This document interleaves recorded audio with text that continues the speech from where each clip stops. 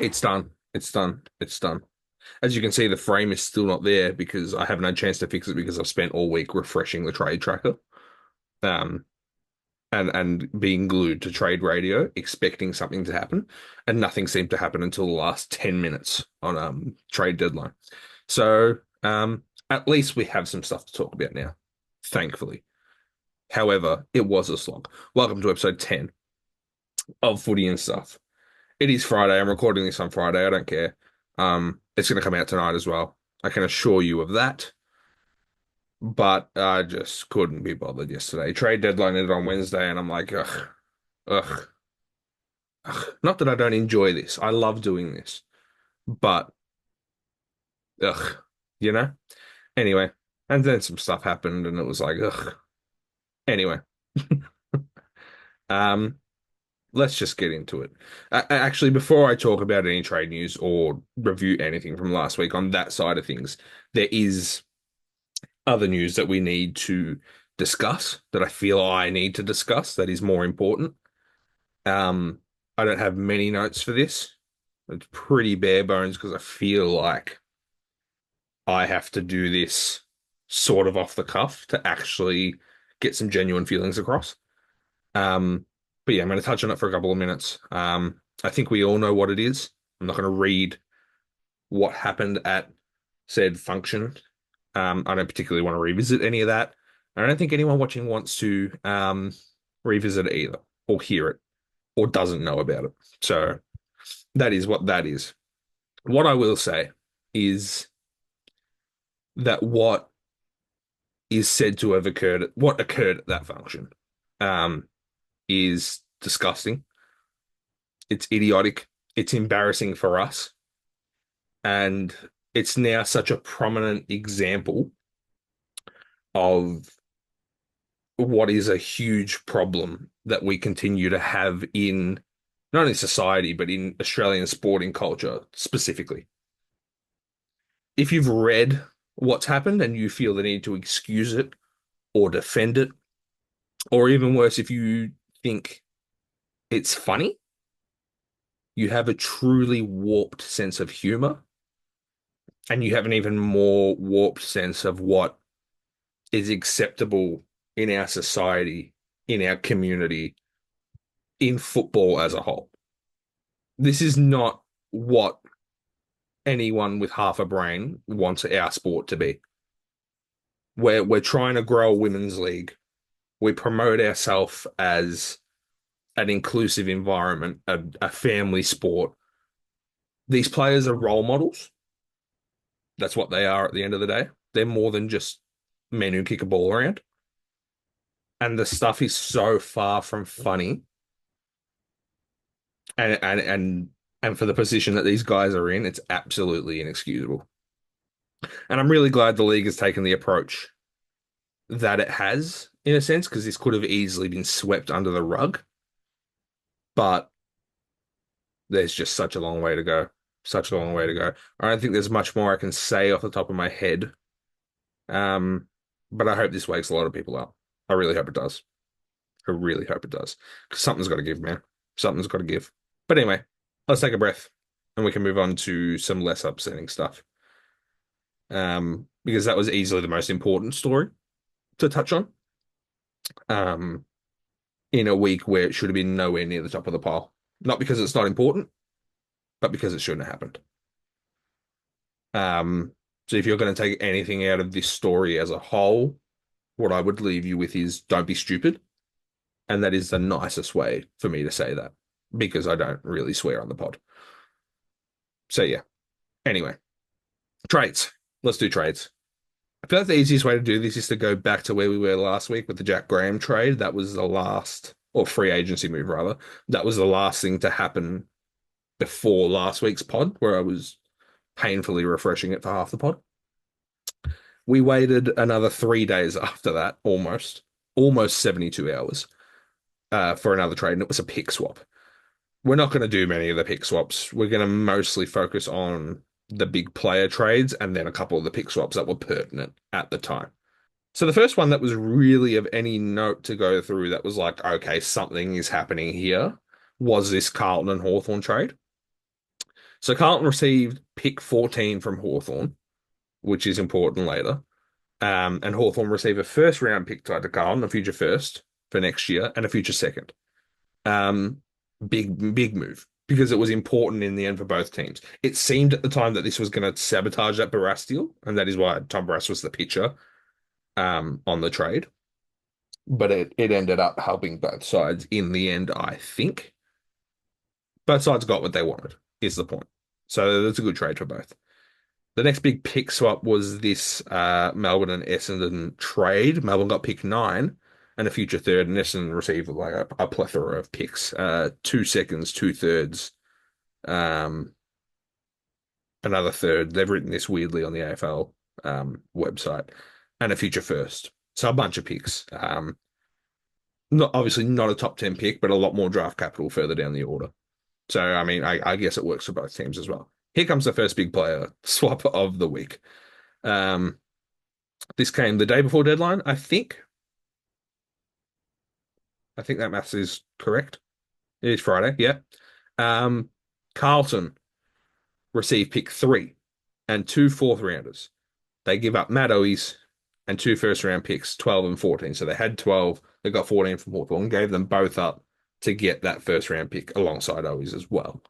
Richmond get pick 14 for Liam Baker, and then the Eagles get Baker, Owies, pick 12, a pick 73, and they give up 3, 63, 68. I think this trade benefits all three sides in different ways. I think it was a very good trade.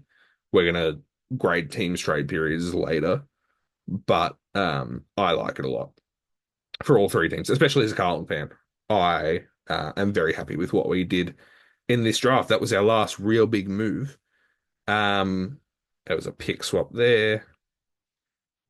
Okay, let's talk about the Houston Port Gold Coast trade. Oh boy.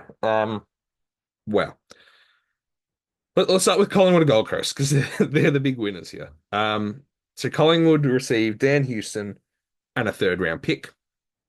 Gold Coast received John Noble, a future first rounder from Collingwood, a future first from Port, and a second round pick, currently number 39. Port Adelaide received Jack Lukosius, Joe Richards, Rory Atkins, pick 13, pick 29 and 36, and pick 50. I think the picks in this trade for Port are okay. They'll be happy with pick 13 there. What it seems like they've done in giving up a dual Australian player who no one really wanted to get rid of, they could have kept. They could have held him to his contract. They've they've they've gotten rid of him for a lot of unknowns. I don't know why Rory Atkins is in this trade. It seems like Gold Coast convinced them in a way to free up that contract to take him on board. I don't know. I don't know how he came into calculations there. Joe Richards is a decent player. Um, and at his age, he's going to get better, I think.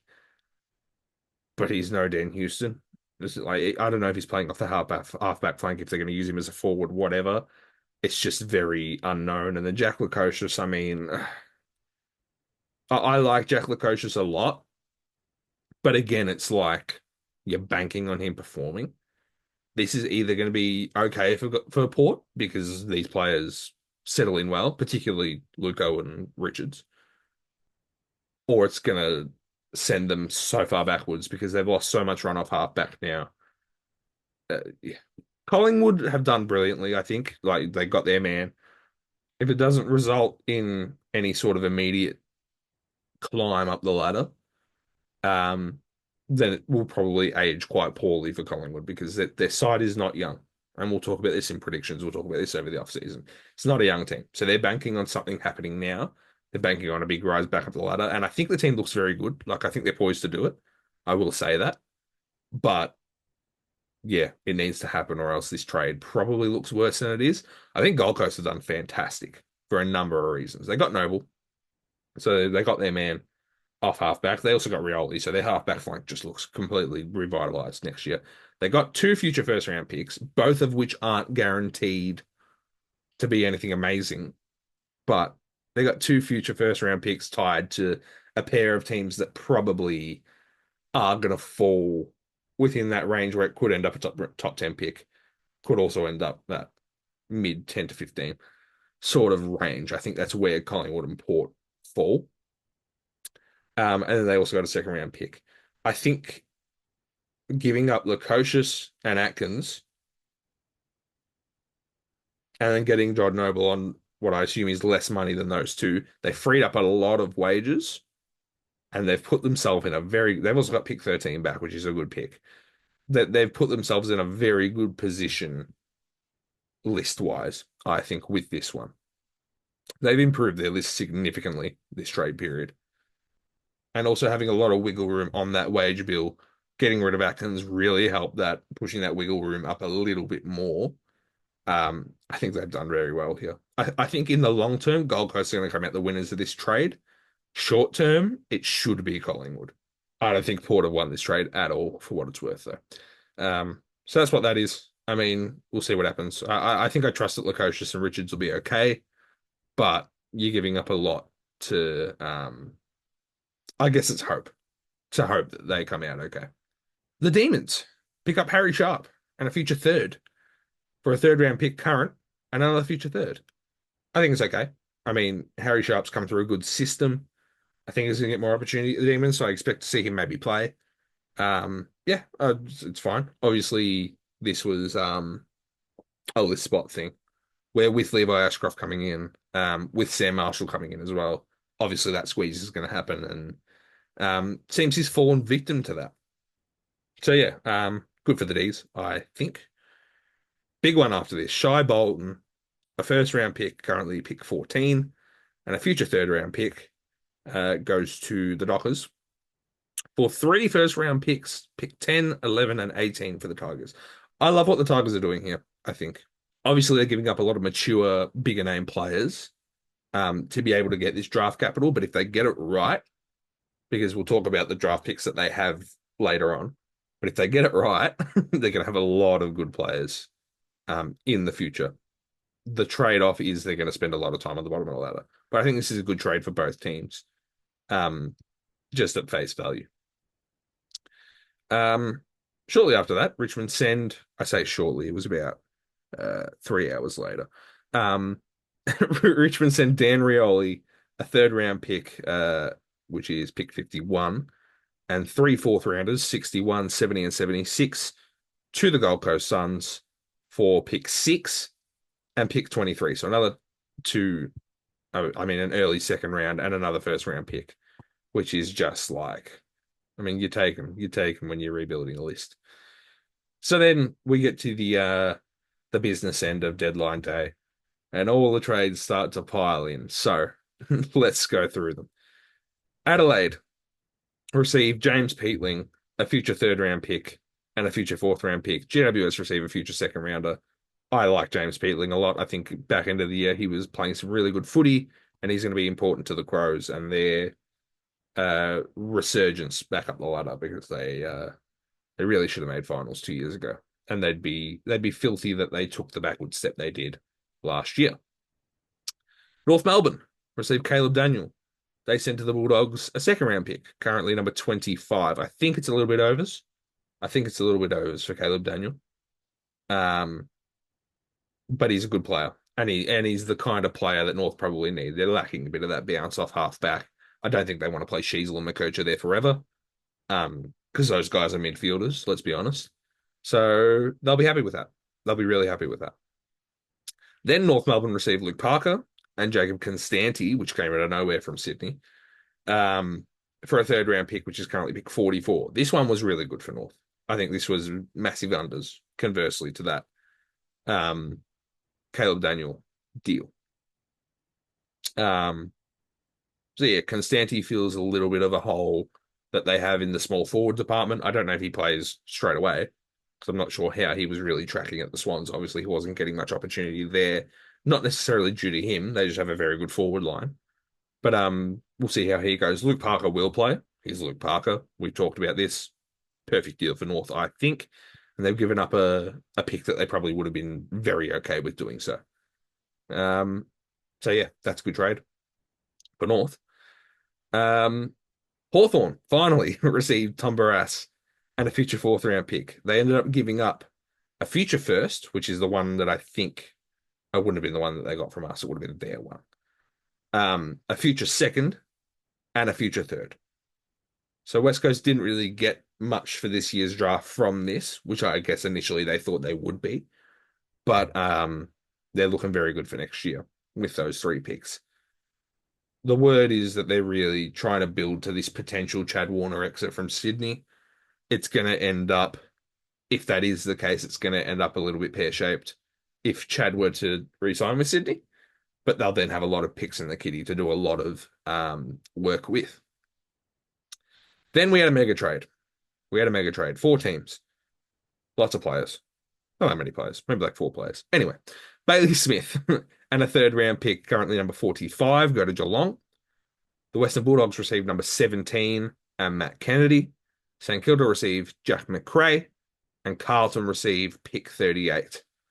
I think for the most part, everyone got pretty good value for what they were giving up.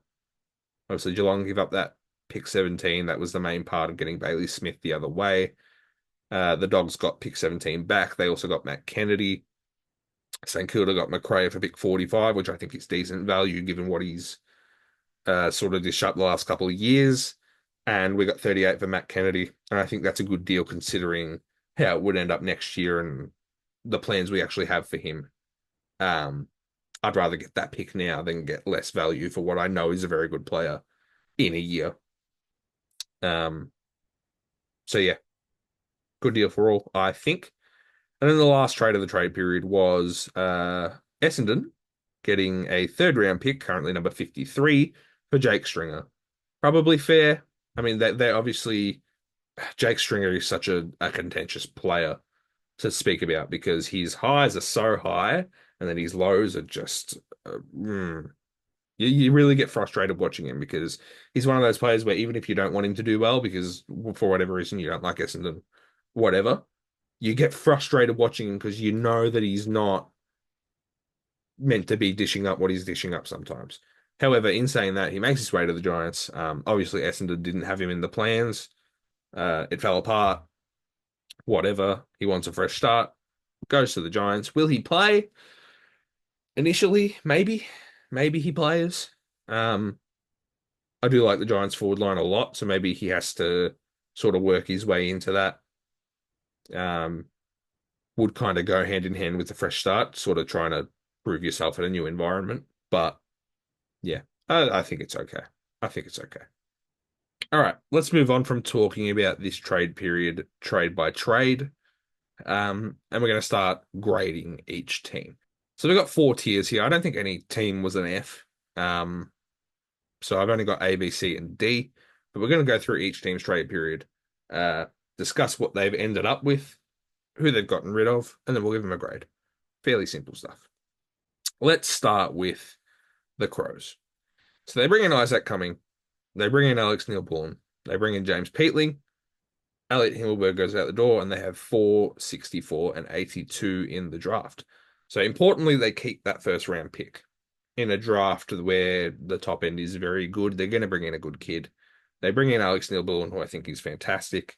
They bring in James Peatling, who at the back end of last year was showing a lot of good signs, so he'll be good as well. Isaac Cumming is kind of hitting that period where he might contribute, but he's nothing flash. He's no young superstar coming in, but I mean, he's a good veteran, a good experienced name to have. So I think that's good for them. So I think that's good for them as well. Overall, I don't know if it's an A, but I think they've done very well for themselves. It's probably top end to B. If I had pluses, it'd probably be a B plus. So good result for them. Brisbane. They don't bring anyone in, which I mean, do you need to when you're the reigning premier? Probably not. They lose Harry Sharp. Obviously, there was some sort of. They lose Harry Sharp, is what it is. Not a premiership player. He's a good prospect, but you have to kind of look elsewhere when you're bringing in Ashcroft and Marshall, and just is what it is. So that's what that is. Their draft hand is 27, 34, 42, 43, 49, 60, and 66, which will be helpful with bidding on those two players. Yeah, I mean, look, I feel like they've only done what they sort of expected or needed to do. I think it's a C. I think it's just very middle of the road. It's fine. They've done okay for themselves there. Carlton, they bring in Nick Haynes, who I think he's not going to play a lot of football, but he's an important player to have there because our backline at times looked a little bit. I feel like inexperience is the best word to use there. They looked a bit inexperienced, and I think having that big name finals experienced player behind them is going to be important for their development. So Nick Haynes is good. We lose Matt Owies, we lose Matt Kennedy, but we bring in pick three. We spoke about that. Um, I think we set out to attack the draft, as we said multiple times, and I think we achieved that um, very well. Coming in with pick 12 and flipping that into pick three, using picks and Matt Owies, it was very good. It was very good. Some people have been using pick three to sort of say, well, you're putting a lot of faith in this pick that isn't necessarily going to come out the way you wanted it to when you had a ready-made All-Australian player in Dan Houston and you chose not to pursue that. And I do see that argument, but I also think you're giving up a lot for Dan Houston when you want to attack the draft. And I think us working up to that pick three was the best move. And by citing it potentially not working, you're conflating massively because that's not something that you can foresee. You should expect to get it right. So what we've done in this trade period is we've chosen not to pursue Houston. We've turned our draft hand into pick three, which is one of the three best kids in the country. That's it. So I think we've done perfectly fine in this draft. We got rid of two players who, I mean, might have Matt always might have been in the plans, but these are big list calls that you have to make. There was a squeeze. Matt always gets squeezed out, and Matt Kennedy necessarily wasn't in the plans. So that was fine. I think we've done okay. I think we've done very well, actually. It's an A. It is an A. Yeah, for sure. Collingwood. Collingwood bring in Dan Houston. They bring in Harry Perryman, who we've spoken about 3 weeks in a row now. I don't need to bat on about that contract. They lose Joe Richards, they lose John Noble, and they go into the draft with 4 picks. Three of those are in the 50s, one in the 80s. So they're not really attacking the draft at all. But they get a ready-made player. They've clearly attacked this trade period with an aim to get immediate success out of the players they're bringing in. Dan Houston comes in, he's a dual Australian halfback. They're expecting impact from him straight away. Same with Harry Perryman. They're expecting to get impact from him pretty quickly. And they're adding these two fairly experienced players to what is already the oldest lineup in the comp. They want success out of it straight away.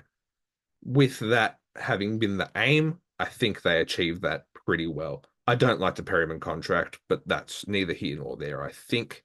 Um, but it does probably stop it from being an A. I'm going to put them in B. I'm going to put them in B. Essendon. Essendon bring in no one. They lose Jake Stringer, which I think was a good move in the end. And they have the draft capital to be able to bid on Keiko. And they'll still have a few picks in the back end. It's nothing special. It's nothing flashy. Um, they're kind of in a weird spot, the Bombers. I'm not really sure what the end goal is because the list is obviously not in a spot where it's ready to compete,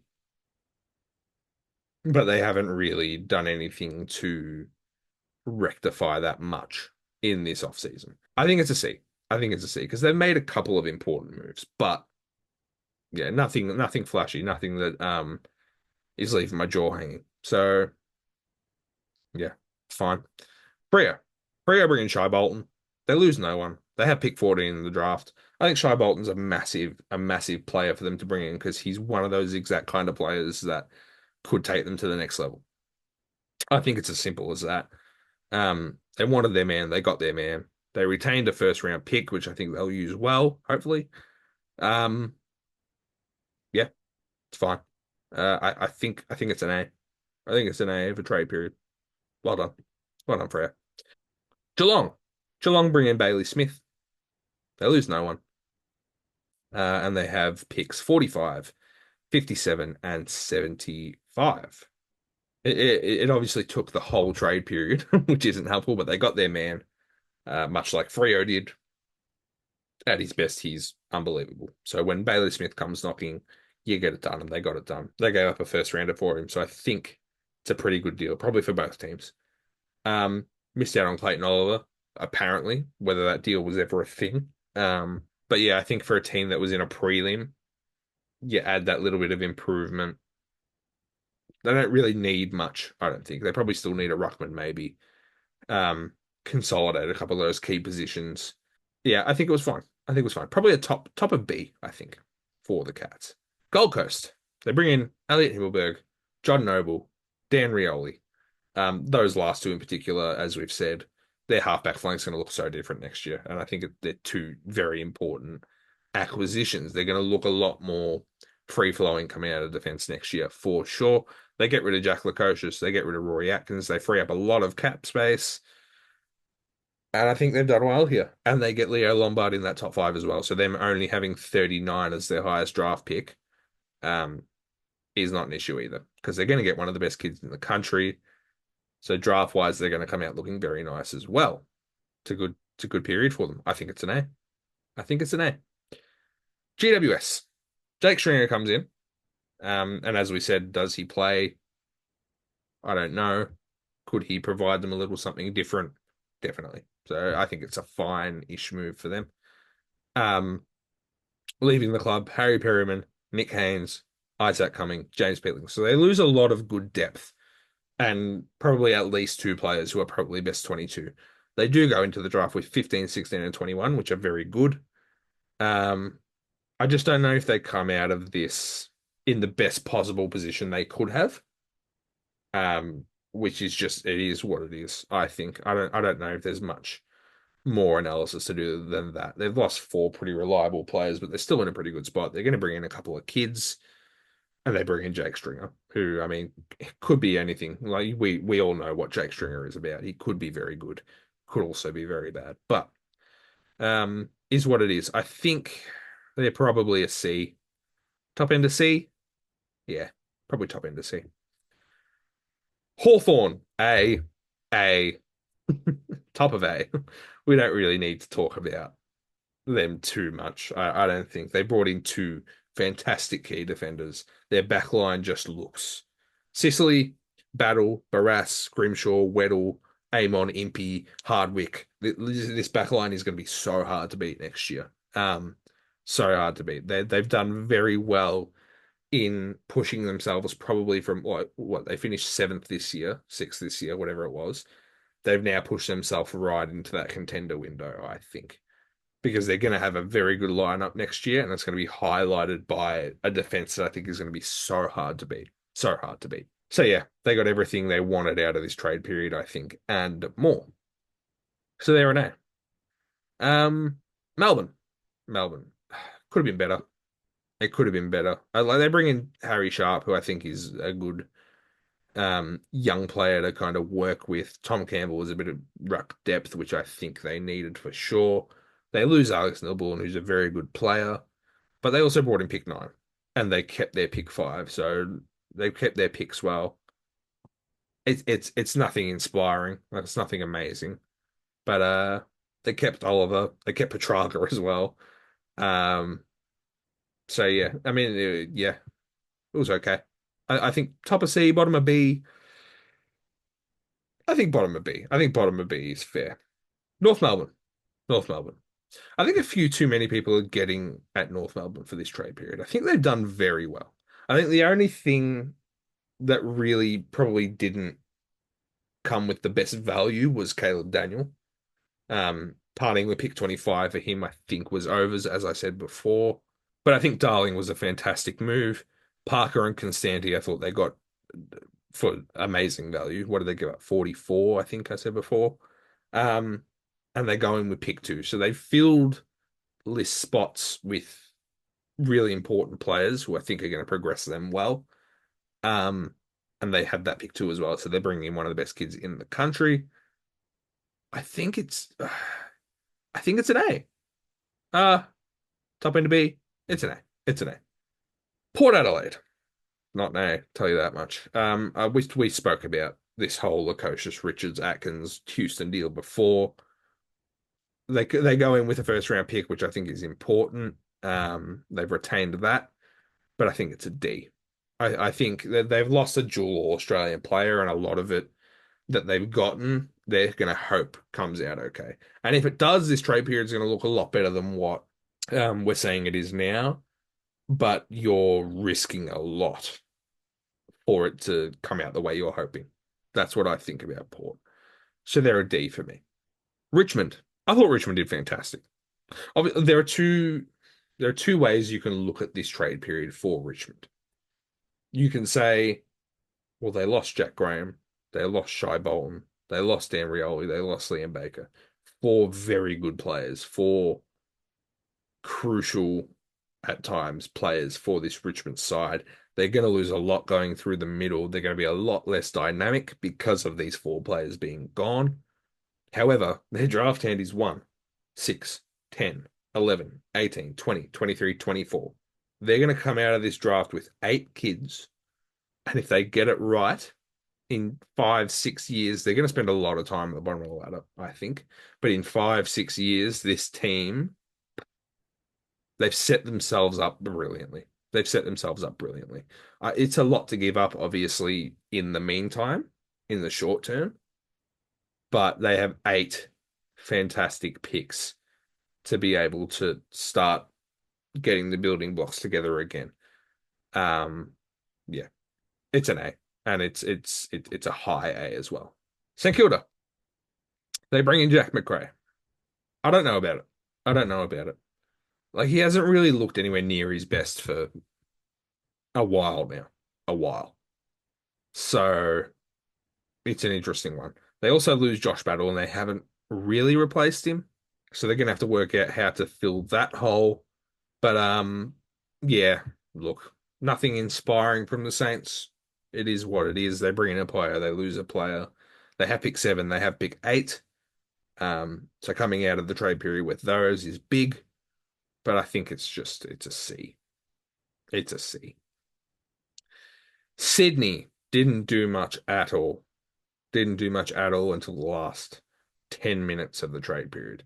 They got rid of Parker. They got rid of Constanti. They got pick 44 in return. They retained pick 19. They also have 22.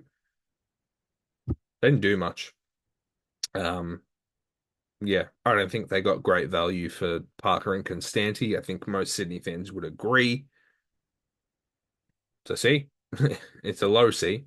Yeah, I think when you're positioning yourself to attack again next year and you sort of have the list to do that, you don't really need to rely on the trade period every year. So I think they're more than okay to have sat this one out and got rid of the players that they need to get rid of, and that's it. And they'll get a couple of kids in as well. So yeah, fair enough. West Coast, they bring in Jack Graham, they bring in Liam Baker, they bring in Matt Owies. 3 very good, experienced players that they're going to have for the next few years. That's the first order of business to get out of the way. They lose Jack Darling, which I think was a move that had to be done at this point. And then they get rid of Tom Barras, which I think is the one that has left a sour taste in many Eagles fans' mouths. However, it was kind of bound to happen. It was kind of bound to happen. They get some picks in return. The thing that gets me about this West Coast trade period is that pick 3 move, and I'm happy with it because I'll take it because I'm happy to get one of the best kids in the country into Carlton, but I don't understand why they got rid of that pick at all. I don't understand it. I like the players that they brought in, and that's probably what stops it from being a D. Um, but it's a C. It's a C trade period for me. I'll put them probably here. Um, yeah, I like the players they brought in. I'll keep saying that, but I don't understand that whole pick 3 debacle. And they lost their best defender, arguably, apart from maybe Jezza. So yeah, let's finish with the Bulldogs. They bring in Matt Kennedy, who I think will be very good for them. As he was for us, very versatile player, very reliable player. They lose Bailey Smith, who was injured all of last year anyway, and Jack McRae and Caleb Daniel, who were kind of on the outer. So, I mean, it seemed like it was going to happen pretty early last year that those two were going to leave anyway. Um, yeah, I mean, look, they've lost a bit of depth. They've brought in Kennedy, who's very versatile, as I said. He's going to play for them, I think. So that's a very good move for pick 38 was what they got rid of. But yeah, I think the departures are just a bit. They were all bound to happen. Bailey Smith was the big one out of those departures, I think, and they didn't really do much to rectify that when they knew he was going to go. So yeah, I mean Matt Kennedy's not a winger, and he doesn't have much leg speed. He doesn't really offer what Bailey Smith offers at all. So yeah, I mean it's a good player to bring in, but yeah, it's a C. It's a C. And that is that. So we got Hawthorn, Richmond, Carlton, Freo, Gold Coast, and North in the A tier. Geelong, Collingwood, Adelaide, and Melbourne in the B tier. GWS, Essendon, Brisbane, Bulldogs, Eagles, Saints, and Swans in the C tier. And the Power sit alone at the bottom. All right. That went well. Let's do a little quiz to finish us off. All right. Let's go with the old trusty Gridley to finish this episode off. So, the categories we've got on the top row, we've got St Kilda, North Melbourne, 35 plus disposals in a game. And on the column, we've got 100 plus games played, Mason Wood teammate, and 4 goals in a game. So it's obviously a Mason Wood themed grid. Where do we start? Let's start with a Mason Wood teammate at St Kilda. That's just any current player, really. Who's played for them? Angus Hastie's played for them. It's a good start. 0.7. I feel like all the Mason Wood teammates we could kind of fill out now. Do we go to North for the 35 plus disposals? Because I mean, most of the current St Kilda midfielders that have done it, you could pretty much guess fairly easily. He would have played with Boomer at North. He would have. Yeah. Oh, that's a lot more than I would have expected. That was stupid. I've put one of the best players of all time and expected it to be a low score. So that is kind of silly. 6.5% is what we get from him. A North teammate of Mason Wood. Nathan Horvat did well for me last week. I'm going to hope that they played together. They did. They did. 1.1%. Nice. All right.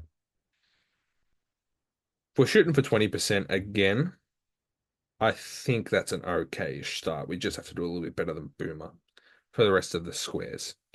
100 plus games for St Kilda. Could be anyone. It's not for the club either. It's just at AFL level. So I could go with like an Adam Schneider, who I don't think played 100 for St Kilda, but he did play 100. 0.6%. It's a very good call. I'll take that. 100 plus games played for North Melbourne. Let's go with Lee Brown. This is good. This is good. We're getting somewhere. 100 plus games played, 35 disposals in a game. Could literally go with any midfielder. I feel like I've gone Andrew Carazzo as well. I have like my players that kind of fit categories that I like going for. Yeah, 0.1%. Nice. We're on track here for sure with a 1.1% total in that row. 4 plus goals in a game, 35 plus disposals in a game. There are obvious answers. There's like Petrarca, Dustin Martin. How niche can I go with this? Could probably look at like, yeah, Chris Judd would fit it, but he feels obvious as well. He's so obvious. It's the 35 plus disposal bit that's getting me because most players, yeah. Let's go with G's. It's hard to think of niche ones because there's so many obvious ones. So many obvious ones. What if I just went for like a current player? So what if we went like Shea Bolton? Wait, hang on. So he's never had 35 plus in a game, apparently. We're going to use our undo. Let's go back to that. 4 goals in a game for North. Should be fairly easy. Let's go Lindsay Thomas. 3%, not bad. 4 in a game for St Kilda. Dan Butler. Feels like a nice one. 2%. It's actually 1.9%. Nice. and 4 goals in a game, 35 disposals. So I've messed this up once. Shy Bolton's never had, has he never had 4 goals in a game? I'm going to look this up after this because I'm sure he's had both of those. Um, Four in a game, 35 disposals. Someone like Bont, kind of. Lockie Neal. Lockie Neal might not have had four. You know who I'm going to go? I'm actually going to go Patrick Cripps because I feel like it's not the kind of way people look. 16 total score. I got 2% out of Cripper. It's pretty good. We've done well there. I'm happy with that. That's a good grid. Boomer was the big the big miss there. 9.5% total for the other eight squares is pretty good. So I will take that. And with that, we can end it there. Trade period is done. Thank God. Thank God. We can stop talking about it now. In full, at least. I don't know what we move into next week. We could either move into draft with that coming up in the next 4 weeks. We could move into some more fun stuff. I don't know. We'll work it out. You'll find out as I release it. However, until then, thank you for watching. Please like, please subscribe, follow us on Instagram and Twitter as usual. All those links are in the description. TikTok is there as well. Be sure to leave a rating on Spotify and Apple Podcasts as well, because that all helps. But until next week, have a good one. I'll see you then. Goodbye.